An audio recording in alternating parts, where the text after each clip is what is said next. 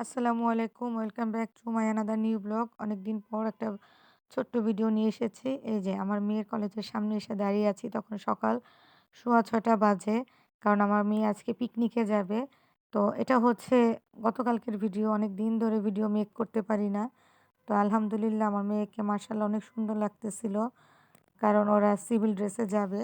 কোনো ইউনিফর্ম পরে যাবে না। তো যাই হোক অনেকগুলি বাস ওরা যাবে হচ্ছে মানিকগঞ্জ মোহাম্মদিয়া গার্ডেন সিটিতে। তো গত বছর মেয়ে যেতে পারেনি। এই বছর বলেছে আমি না করি নাই। কারণ এখনই তো সময়, এখন যদি ঘোরাফেরা না করে তাহলে মেয়ের মনটাও খারাপ হয়ে যাবে। আর ওদের ক্লাসমেটরাও যাচ্ছে। অনেক গার্ডিয়ানরা গিয়েছে কিন্তু আমার যাওয়া পসিবল হয় নাই। কারণ আমি আসলে ওদের সাথে আমার যায় না। আমি গেলেও আমার মেয়েটা ভালোমতো এনজয় করতে পারবে না। বা আমি একটু উল্টাপাল্টা চলাফেরা দেখলে বকা দিতে পারি, তাই না? তো দাঁড়িয়ে আছি মেয়েকে বাসে উঠিয়ে দিয়ে আবার বারবার উঠতেছি আর দেখতেছি মেয়েটা ঠিক তো বসলো কিনা, ঠিক মতন আছে কিনা বা কোন সিটটায় বসলো, পিছনের সিটে না বসে সামনে মাঝখানের সিটে বসিয়ে দিয়ে আসলাম। আসলে মায়েদের মনের ভেতরে একটু চিন্তাভাবনা থাকে আর অনেক দূর যাচ্ছে তো। আমার কাছে মনে হচ্ছে অনেক দূর। সকাল ৭ টায় গাড়ি ছাড়বে। আমি ৬:৪০ টার ভিতরে এই যে এক করে গাড়ি ছেড়ে দিয়েছে। তো আমার মেয়ে ছিল ১১ নম্বর গাড়িতে আর ১৪ টা বাস গিয়েছিল ৪০০ স্টুডেন্ট নিয়ে। তো সারাটা দিনই আমার এখন চিন্তায় থাকতে হয়েছে। কারণ মেয়েকে কখনো একা ছাড়ি নাই তো। আর বারবার কল দিচ্ছিলাম, ভিডিও কল দিচ্ছিলাম, দেখতেছিলাম। তো ওরা ভিতরে যা এনজয় করেছে, এই যে দেখেন কি মজা মাস্তি করতেছে। অতটুকু একটু ভিডিও করে নিয়ে এসেছিলাম। গান ছেড়েছে অনেক সুন্দর, সুন্দর। তো যাই হোক ওর ক্লাসমেটরাও এনজয় করতেছে। আ আমি আসলে আমার মেয়ের জন্য খুব চিন্তিত থাকি সব বিষয়। কারণ মেয়েটা বাহিরে গেলে খুব ভয়ে থাকি। কারণ এখন তো বাংলাদেশের পরিস্থিতি খুবই খারাপ। বাজে একটা অবস্থা তৈরি হয়ে গিয়েছে। এই যে অনেক মাস্তি করতেছে। তো এটা ওরা ভিডিও করে নিয়ে এসেছিল, পরে আমাকে দিয়েছে। সেটা আমি এড করে দিলাম। তো কে কোথা থেকে আমার ভিডিও দেখছেন? আমার একজন আমার একজন রিলেটিভ আমাকে বলেছে আমার ভিডিও কেউ দেখে না। আসলে আমার ভিতরে তার প্রতি কোনো কষ্ট নাই। সে বলতেই পারে বলুক। YouTube যদি কোনোদিন চায় আর আমার ভাগ্যে যদি কোনোদিন থাকে ইনশাআল্লাহ আমি ভিডিও দিয়ে যাব। আমার ভিডিও কোনো একদিন হয়তো ভাইরাল হতেও পারে, তাই না? তো বাসায় এসে রান্না করেছি অনেক রকম রান্না। মূলো দিয়ে চিংড়ি মাছ, এ টক ডাল আর হচ্ছে তরকারি। এটা হচ্ছে কই মাছের তরকারি, ঝোল করেছি।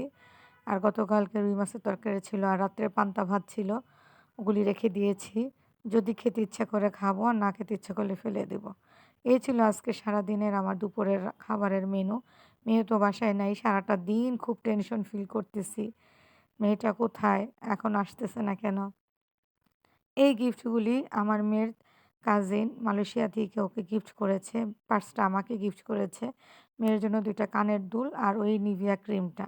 আলহামদুলিল্লাহ যা গিফট করেছে অনেক খুশি হয়েছি। কারণ বিদেশে গেলে আসলে নিজের ফ্যামিলিকে দিবে না অন্য আদার্স কাউকে দিবে, এটা আমি বুঝি। যাই হোক এই তো আমার আমাদের ওয়ারিশা বুড়ি। ওয়ারিশা বুড়িকে আমি সাথে করে নিয়ে একটু শ্যুট করতেছিলাম। বলতেছি, "মা আসো।" তখন রাত্র ১টা বাজে। আমি তো মেয়েকে নিয়ে এসেছি সন্ধ্যা ৭:১০ টার ভিতরে। আমি ওখানে চলে গিয়েছিলাম কলেজে। আবার ওখান থেকে গ্রুপ টিচারের কাছ থেকে নাম লিখিয়ে বাসায় আসতে, আসতে ৯টা বেজেছে। মেয়ের গাড়ি এসেছে ৮:৩০ টায়। বাসায় আসতে, আসতে ৯টা বেজেছে। যাই হোক ওরা খেলাধুলা করতেছে। মেয়েটা টায়ার্ড। খাওয়া-দাওয়া করে ঘুমিয়ে পড়েছে ১২টার ভিতরে। আমি এখন ওড়িশা হচ্ছে ওদের সাথে মাস্তি করতেছি। আসলে ওরা রাত হলে খুব খেলাধুলা করতে চায়। কেউ পছন্দ করে না রাত্রের বেলা খেলাধুলা। কারণ সারাদিন আমরা কর্মজীবী বলতে আমরা গৃহিণী। ঘরে তো প্রচুর কাজকর্ম করি। সারাদিন শরীরটা ছেড়ে দেয়। সারাদিন পর রাত্রের বেলা একটু এনজয় করতে মানে একটু মজা করে ঘুমাতে ইচ্ছা করে। আর রাত্রের বেলা বলতে শীত যেহেতু, শীতের ভিতরে কারো জেগে থাকতে ইচ্ছা করে না। যাই হোক যিনি আমাকে বলেছেন আমার ভিডিও কেউ দেখে না, আপনি দোয়া করবেন আমার ভিডিও যেন কোনো একদিন ভাইরাল হয়। বুঝতে পারছেন? আর আপনাকেও আমি বলি না কখনো যে আপনি আমার ভিডিও দেখেন। আপনার ২ টা ১ টা সাবস্ক্রাইবের জন্য আমার চ্যানেল পড়ে যাবে না ইনশাআল্লাহ। আল্লাহর প্রতি ভরসা আছে। তো এই তো আরাশের আম্মু ওই ওই দিক থেকে ওই ফ্ল্যাট থেকে চিল্লাচিল্লি করতেছে, "যায় না কেন?" ভালো থাকবেন। আল্লাহ হাফেজ।